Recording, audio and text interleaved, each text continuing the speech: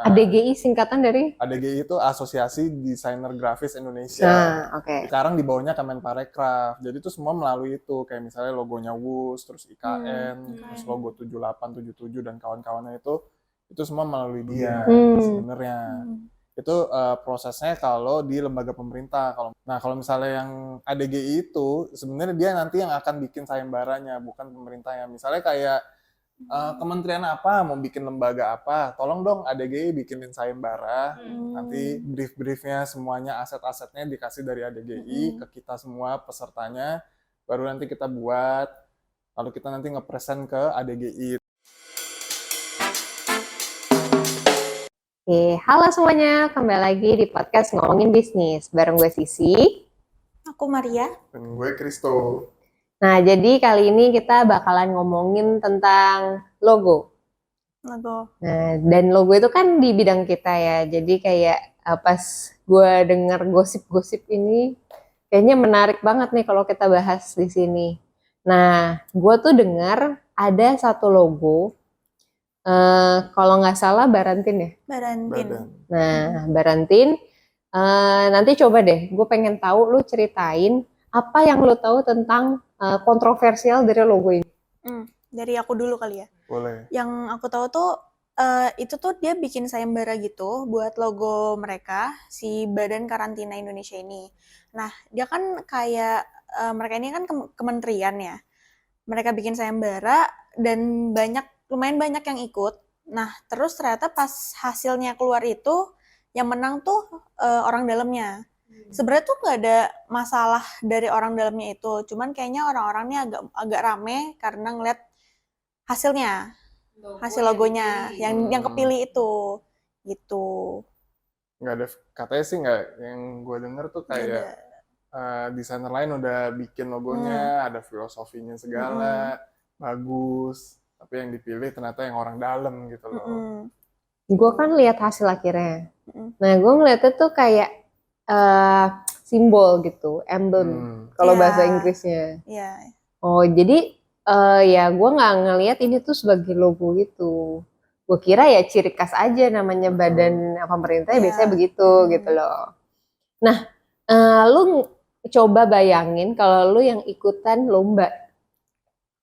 Oke, itu sebenarnya harus lapang dada ya, namanya kan sayembara, ya kemungkinan besar nggak kepilih gitu loh.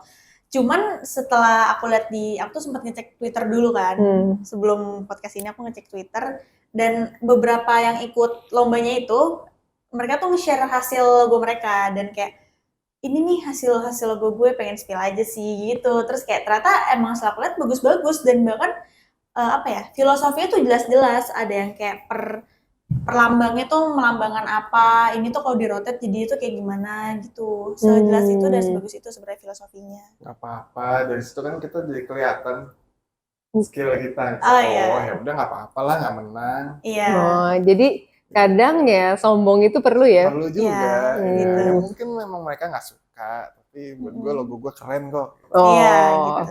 Nah itu dia tuh, kalian tuh harus pede dengan hasil karya kalian sendiri dulu.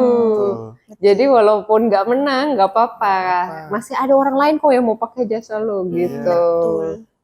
Nah kalau kalian sendiri tuh pernah ikutan lomba-lomba kayak gini nggak sih, sayembara gitu? Sayembara sih jujur nggak pernah sih gue. Belum. Sebenarnya kepikiran justru kayak sayembara, misalnya logo 77, 78, yang 17-an itu kan katanya emang terbuka untuk umum. Jadi sebenarnya pengen sih coba-coba aja. Iya. Coba-coba. Tapi belum pernah. Belum. Jadi cuman baru mau doang nih. Baru kayak penasaran aja gitu. Di sekolah nggak pernah gitu? Enggak lagi, nggak pernah. Iya. Tugas bikin logo ada, tapi sayembara gitu nggak ada. Tugas doang tapi nggak pernah suruh lombain gitu. Nggak pernah, iya. Sayang banget ya. Iya, tapi ternyata itu kan sering dibuka ya, maksudnya entah itu buat pemerintahan, kayak tender-tender gitu. Terus ada juga yang buat swasta gitu kan. Nah, kalau yang gue tahu di agensi juga ada ikutan lomba-lomba gitu juga tuh. Tapi memang harus menyertakan kayak surat-surat gitu, kayak siapa yang bikin, CV-nya segala macem. Udah pernah ikut yang lomba-lomba plat merah enggak? kayak gitu. Tapi menurut gue pertanyaan itu agak aneh sih. Iya. Karena kalau lu nggak pernah sebelumnya emang kenapa gitu kan? Emang nggak boleh masuk gue. Iya. Tapi maksud gue tuh dulu kita udah pernah juga di Melon, kita udah pernah submit juga. Cuman ya karena kita ditanya udah pernah megang plat merah belum, jadinya tuh agak kesulitan gitu. Kadang mungkin mereka juga mau lihat kayak portofolionya, mungkin kayak misalnya dulu kita pernah ikut sayembara apa, dilihat oh hasilnya begini gitu. Ya bisa juga sih. Nah itu juga sebenarnya bagus banget kalau kalian ikutan lomba atau sayembara atau apapun, itu kalian harus nunjukin kalau kalian tuh pernah ngerjain hal yang serupa gitu. Ya begitu juga kalau di pitchingan. Nah kalau lu kan udah sering nih. Iya. Agensi pitching namanya. Agensi namanya pitching nih. Nah kalau pengalaman kalian ikut pitching gitu ya kalian pernah lah ya. Ada yang menang, ada yang kalah juga. Nah pengalaman kalian di pitching tuh gimana sih? Dalam ngedesain misalnya logo.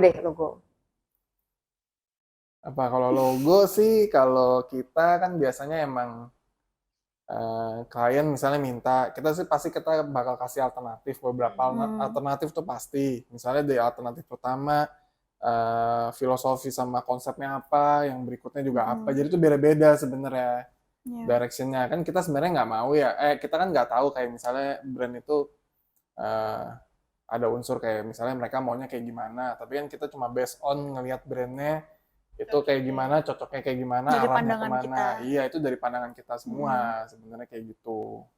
Ya itu pernah sih ya, kita kan adjust juga tuh. Kita sebenarnya suggest kayak gimana, tapi ternyata dari kliennya udah request untuk color-color tertentu, bentuk tertentu yang ngebuat kita jadi ada limit-limitnya gitu ya. Benar-benar ada batas-batasannya sebenarnya jadinya. Sebenarnya itu kita nyari harus combine sampai sweet spotnya tuh di mana. Kayak kita tuh ngeluarin sebenarnya brandingannya tuh harusnya ke arah sini, tapi emang kita harus kayak adjust sesuai kemauan klien lah. Betul. Karena kan gimana pun juga itu bisnis dia ya. Iya. Tuh. Tapi itu kan sebenarnya kondisinya kalau mungkin udah goal kali ya. Kalau misalnya masih pitching, harusnya sih dari pihak klien dia cuma ngeceknya dari filosofi sama directionnya tepat apa enggak nih, baru nanti mungkin tinggal masalah bentuk-bentuknya aja itu nanti bisa direvisi sih harusnya. Berarti, nah itu agak subjektif juga tuh. Itu dia makanya. Lo kan bilang tadi ini cocok nggak directionnya segala macam, tapi kan ada juga yang berarti sebenarnya di pitching itu adalah ngelihat stylenya cocok nggak? Benar, stylenya dari stylenya. Dan kita pernah ibaratnya ngejalanin yang kayak kita pitching, kita menang, terus habis itu tetap aja disuruh utak-atik terus. Itu dia, sampai berkali-kali ujung-ujungnya direction sama style berubah. Berubah banget. Iya, dari yang seharusnya di awal.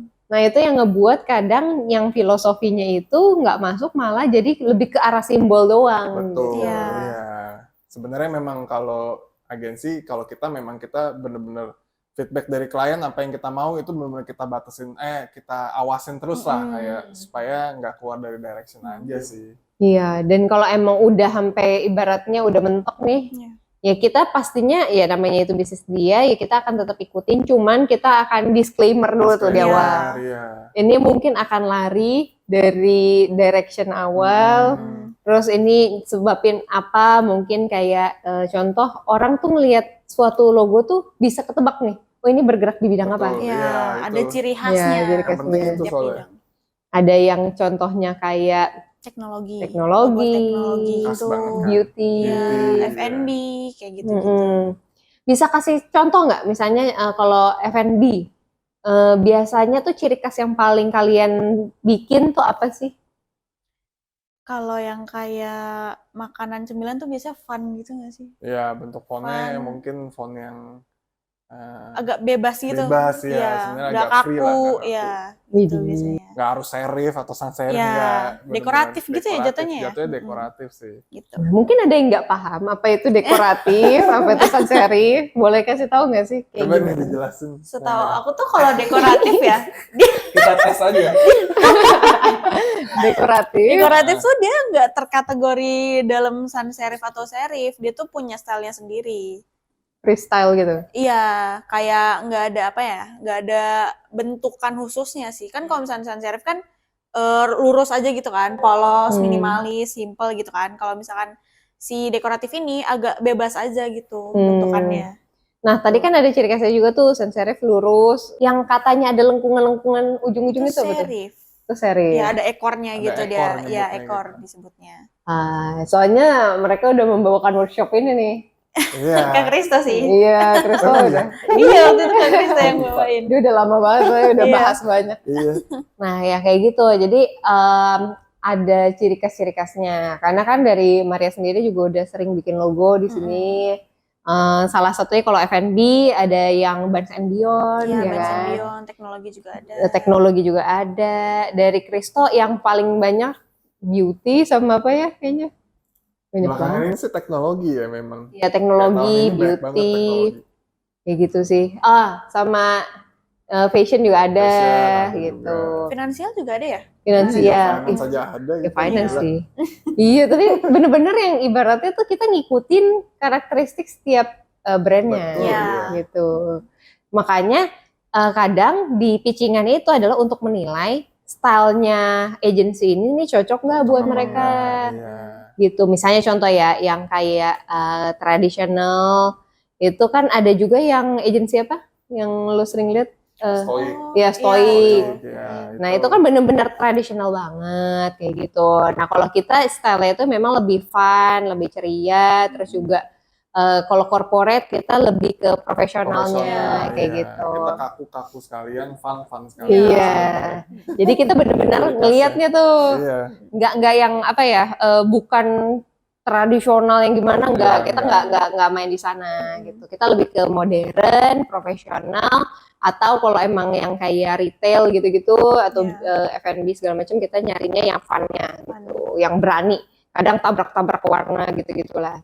Nah, tapi ngomong-ngomong gue pengen cari tahu nih, sebenarnya sayembara yang bener itu kayak gimana sih step by stepnya gitu? Yang pasti tuh dia tuh ada submit formnya. Kalau si Baranten ini yang aku baca tuh dia ada submit formnya, terus kayak pendaftaran gitu. Pendaftarannya, terus ada deadline-nya juga. Hmm. Nah itu nanti tuh dia seleksi sama DGI dulu ya? Sebenarnya kalau ada dua kayak mungkin kalau swasta sama pemerintah beda kali ya. Kalau mungkin gue nggak tahu sih, maksudnya setahu gue soalnya kalau lembaga pemerintah itu semuanya harus melalui ADGI kalau sekarang ya. Karena ADGI itu udah di bawahnya naungan si Kemenparekraf. Nah, ADGI singkatan dari? ADGI itu Asosiasi Desainer Grafis Indonesia. Nah, oke. Itu dulu di bawahnya, sekarang di bawahnya Kemenparekraf. Jadi itu semua melalui itu, kayak misalnya logonya WUS, terus IKN, terus logo 78, 77 dan kawan-kawannya itu semua melalui dia sebenarnya. Itu prosesnya kalau di lembaga pemerintah. Kalau mungkin swasta mungkin agak berbeda ya. Bebas sih kalau swasta mah ya mungkin modelnya jadi pitching. Sekarang ngurusin bisnis jadi lebih mudah loh. Kita bisa ngurusin DM Instagram, Messenger, Telegram, WhatsApp, email, bahkan telepon dalam satu platform CRM yang mudah. Udah termasuk sama task management, profile customer, dan juga sales bot loh. Buat kamu yang mau coba, lagi ada free trial 14 hari dan dapetin potongan 15% dengan klik link di deskripsi. Kalau swasta ya kayak gitu. Nah kalau misalnya yang ADGI itu sebenarnya dia nanti yang akan bikin sayembaranya, bukan pemerintahnya. Misalnya kayak kementerian apa mau bikin lembaga apa, tolong dong ADGI bikinin sayembara. Nanti brief-briefnya semuanya, aset-asetnya dikasih dari ADGI ke kita semua pesertanya, baru nanti kita buat, lalu kita nanti nge-present ke ADGI. Terus kayaknya ADGI yang bakal nge-present ke kementeriannya. Kayaknya sih nggak langsung kita yang langsung. Jadi ada perantaranya, di si ADGI-nya ini. ADGI-nya dulu. Nanti kalau yang udah kepilih, biasanya mungkin udah tiga terakhir yang kepilih baru langsung present ke kementeriannya. Setahu gue kayak gitu. Soalnya di ADGI itu juga kayak board of director-nya kan semuanya dari agensi sebenarnya. Pelaku kreatif semua. Ya kakak-kakak. Sepuh. Kayak gitu. Keren. Aduh, ya sih. Berarti emang mereka udah di bawah Kemenparekraf ya? Iya. Industri kreatif. Memang udah dinaungin itu. Sebelum jadi kementerian kan namanya Bekraf, tau nggak? Sebelum dari Kementerian Parekraf namanya Bekraf.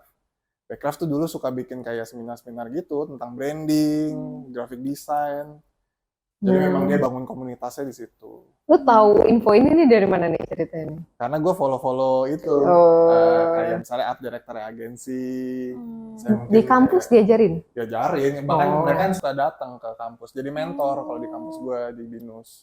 Bagusnya kayak gitu. Jadi mereka tuh bener-bener ngajarin kita cara proses desain tuh yang nggak cuma lu ngedesain doang, enggak. Rumit. Mereka kan ngerjain logo bisa gimana satu tim gila. IKN tuh kalau misalnya kalian tahu logonya kan gila banget tim research-nya. Logonya Jakarta, wah Jakarta. itu gila banget sih. Tim research-nya banyak banget. Tim research loh ya, bukan tim desain. Baru tim research. Beda research. lagi, baru research doang tuh. Jadi prosesnya panjang memang.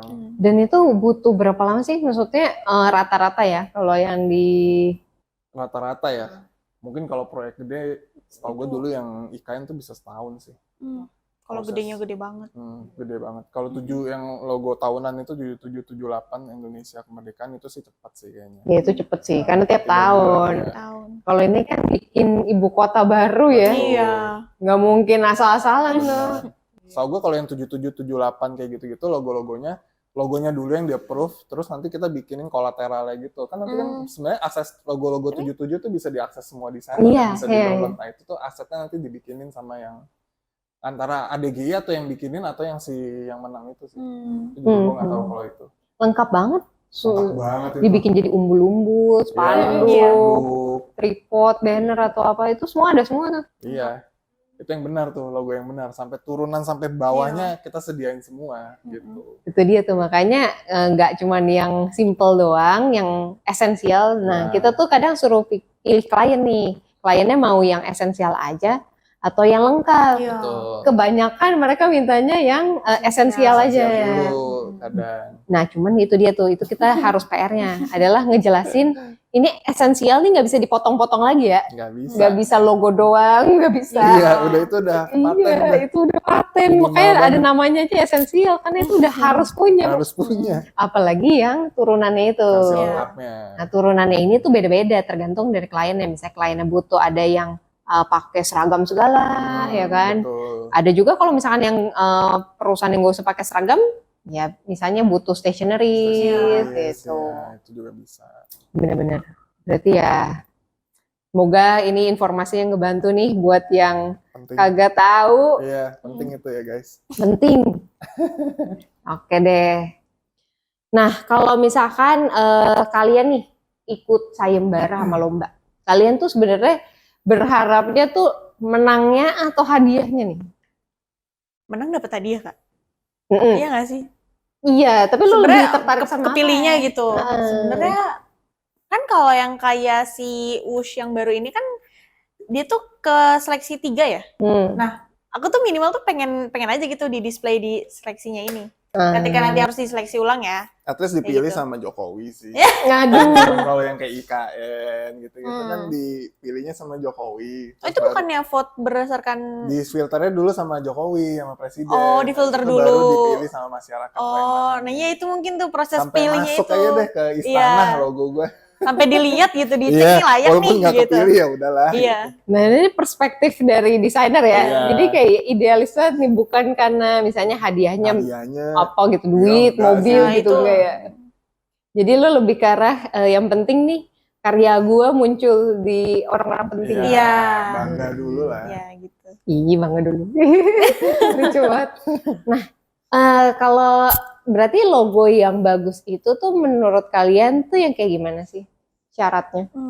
Biasanya dia nggak pakai kayak icon yang kayak signifikan banget ya. Kayak misalkan icon burung yang bener icon kelihatan bentuknya gitu.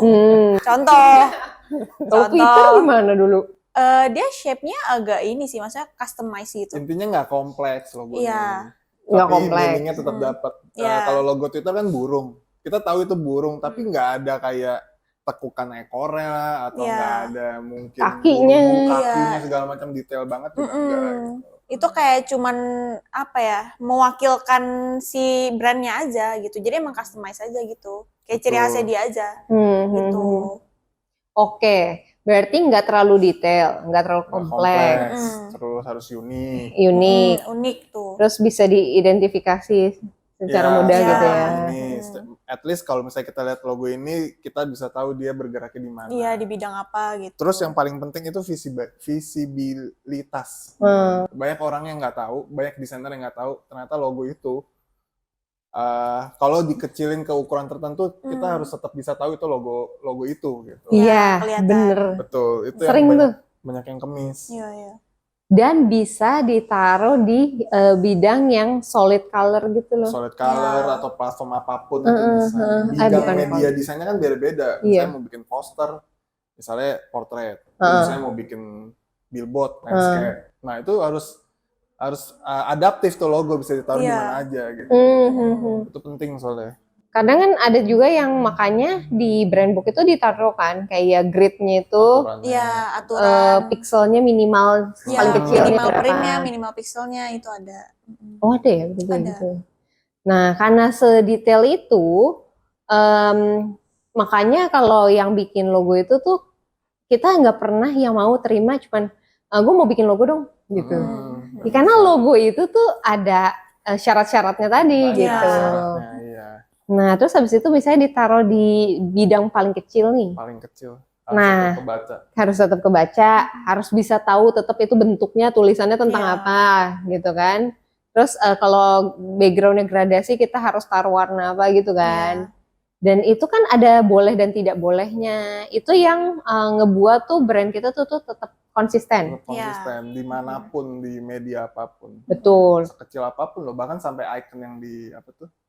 Favicon. Iya, Favicon kecil banget kan. Oh, yang itu di makanya itu. logo tuh harus benar-benar sekecil, formatnya sekecil apapun lo Iya. harus bisa tahu itu logo kita gitu. Favicon buat yang kagak tahu itu yang ada di website, ada button kecil di tabnya. Nah itu tuh, itu namanya favicon. Nah itu kalau misalkan kalian sekecil itu masih kelihatan, itu bagus banget ya. Betul. Tapi jarang ada yang bisa kayak gitu. Bener. Kayak kita sering juga dapat klien misalnya logonya, memang dia nggak project logo sama kita tapi project website, terus misalnya dibikinin tab dari logo dia yang udah ada. Nggak Terus kelihatan. dari developer minta, tolong dong bikinin Favi iconnya, mati kita. Logonya kompleks banget. Otomatis harus diminimalisir gitu. Tapi kan lu tahu juga ya, dulu tuh ada zaman-zamannya sebelumnya ya, nggak yang zaman sekarang. Itu logo tuh ada yang 3D, ada yang gradient. Ada yang gradient. Gimana tuh? Sebenarnya itu stylenya, nah tergantung dia tuh cara implementasinya ke tiap platformnya tuh gimana. Kalau misalkan emang masih bisa dan masih masuk ya kayaknya sebenarnya cocok aja. Cuman mungkin kan nggak semuanya bisa kayak gitu kan, tergantung bentuk dan ukuran kalau misalkan dipakainya gitu. Lagi-lagi itu juga harus memperhatikan implementnya. Kayak misalnya gradient. Oke lah kalau kita mainnya di digital semua bisa gradient. Tapi kita juga butuh print design sama digital design. Print design kan artinya kayak misalnya mau bikin cap perusahaan, izin-izin ke pemerintah itu kagak bisa gradient. Iya, kadang susah. Capnya itu juga tintanya terbatas. Terbatas, itu dia. Tinta terbatas. Terus misalnya ada yang klien kita dulu ada yang mau bilang logonya tuh mau emas. Ingat gak? Nah itu jadi backgroundnya hitam, itunya emas. Iya. Kalau backgroundnya hitam. Terus kalau lagi backgroundnya putih gimana? Susah. Ya kan? Bingung banget itu ngakalin warna. Dan emas kalau di print dan printnya nggak pakai foil, itu jadi kuning. Jadi kuning, better kuning gitu. Iya, better sekalian aja dikuningin. Dan kalau jadi kuning jadi jelek gitu, nggak sekeren dan se-eksklusif yang emas gitu. Iya, jadi ntar giliran di mockup bagus-bagus nih digitalnya, pas di print bapuk itu gitu dia. Kan. Nah itu waktu itu makanya kita nyaranin tuh, ada juga yang klien yang minta gradient dong. Teknologi kan harusnya kelihatan ini. Iya, itu tuh untuk dekoratifnya iya nggak apa-apa gradient. Keperluan digital boleh lah. Elemen mungkin ya. Iya, terus dia akhirnya berterima kasih karena pas dia bikin cap ternyata betul. Nggak bisa. Ada terbatas, nggak bisa. Ngeprint kalau lu mau offset itu mahal banget. Mahal banget. Iya. Maksudnya nggak bisa offset, jadi harus digital, jadi mahal banget. Benar-benar. Itu sih. Jadi ada pertimbangan yang kita udah ngerti kalau bikin logo atau bikin identity untuk perusahaan, itu tuh ada limit-limitnya yang kita udah berdasarkan pengalaman dari denger-denger klien kita, oh ini ntar kalau dicetak begini, ini ntar kalau diaplikasiin kayak gini. Jadi dari pengalaman kita selama ini kita terapin ke klien-klien kita dan itu udah works. Jadi siapa tahu buat teman-teman di rumah yang baru bikin usaha atau mungkin udah justru usahanya udah lama, contoh kayak klien kita udah 30-50 tahun baru mau rebranding, itu bisa banget hubungin kita. Jadi kita biasanya kalau bikin logo ngapain dulu? Yang pertama pasti interview dulu ke Interview, kliennya. ya. Tanya dulu. Dia tuh soal brandnya dia tuh bergerak di bidang apa, filosofinya tuh apa, dari kayak ide dia bikin brand itu ya, kayak gitu. Jadi emang kita semua dimulai itu dari interview dulu. Kita dengerin dulu ceritanya mereka, kita rapihin jadi sebuah dokumen. Bahkan kalau ada yang ngerasa kayak sebenarnya aku belum tahu nih filosofinya apa. Nah udah kita cari tahu tuh. Ya, kita bantu. Kita benar-benar cari tahu, bukan yang artinya kayak cuma nanya ini sebenarnya kenapa sih dibikin perusahaannya kayak gini, enggak, tapi malah kita personality orangnya, passion dari orangnya pas bikin usaha ini, membaranya seperti apa, itu kita coba tulisin di filosofinya itu, kayak gitu. Jadi semoga kalian kalau cobain jasa kita puas, apalagi yang khususnya di branding ini yang emang spesialisasi kita. Jadi kalau kalian butuh apapun, nanya-nanya tentang branding, silakan komen di IG kita juga. Sampai jumpa di podcast selanjutnya. Dadah.